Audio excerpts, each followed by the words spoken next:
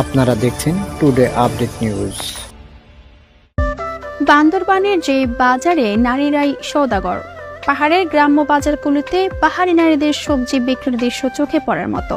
দরিদ্র পরিবারের নারীরা পাহাড়ের দুর্গম পথ পাড়ি দিয়ে বিভিন্ন সবজি নিয়ে বাজারগুলোতে বিক্রি করেন। অনেকে আবার পথের পাশেই বসেও বিক্রি করেন। কেউ কেউ স্থানীয় পাইকারি বাজারে সবজি কিনে গ্রামের বাজার বা রাস্তার পাশে বসে বিক্রি করেন।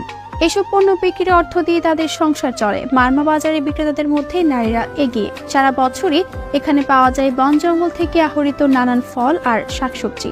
দরিদ্র নারীরা সংসারের টানাপোড়েন কমাতে বনসবজি সংগ্রহ করে বাজারে নিয়ে আসেন বিক্রির জন্য।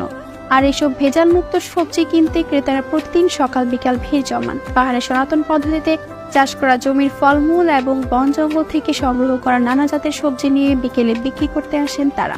সবজির মধ্যে বাঁশকুড়োল, তারা গাছ, কচু শাক, কচুলতি, কাঁচা পাকা পেঁপে, থানকুনি পাতা থেকে শুরু করে কলার মোচা সহ রয়েছে বিভিন্ন টাটকা সবজি। একজন ক্রেতা জানিয়েছেন এই বাজার থেকে নিত্য প্রয়োজনীয় জিনিসগুলো ক্রয় করেন তিনি। এসব সবজির দাম একটু বেশি, তবে পাহাড়ি টাটকা সবজি বলে দাম সামান্য বেশি হলেও এখান থেকে কিনতে তার ভালো লাগে। প্রতি সপ্তাহে রোববার ও বুধবার এখানকার হাট।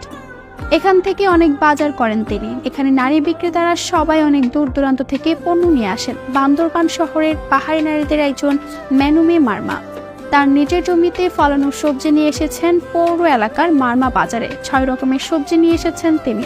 এসব সবজির মধ্যে রয়েছে কাকরোল, করলা, কাঁচকলা, পেঁপে, লাল শাক আর পাহাড়ি বেগুন। তার মতো এমন আরো অনেক পাহাড়ি নারী এই বাজারে এসেছেন। তার সবজি সহ নানা ধরনের নিত্যপণ্য বিক্রি করছেন।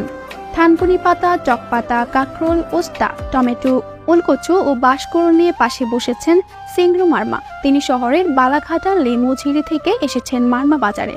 সকাল 7টায় 2 বোন মিলে বাজারে এসেছেন সবজি বিক্রির জন্য। সবজি বিক্রি করে তাদের সংসার ভালো চলছে।